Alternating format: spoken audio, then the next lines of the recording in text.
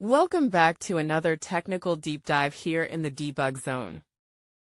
Today, we're tackling a big question and breaking it down with insights from other users. Hopefully this clears up some misconceptions and helps you get the answer you need. So buckle up, stay a little curious, and let's jump right in.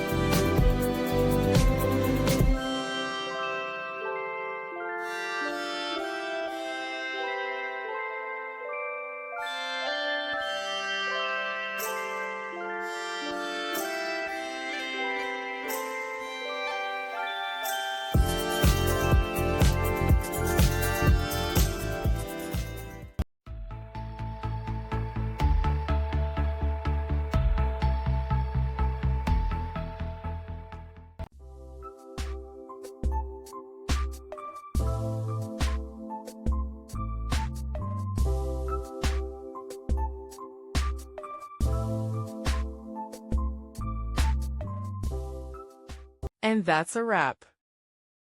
I hope you found the answer you were looking for. If you did, take a second to hit that subscribe button. It really helps out. And let me know in the comments which solution worked best for you. See you next time in the debug zone.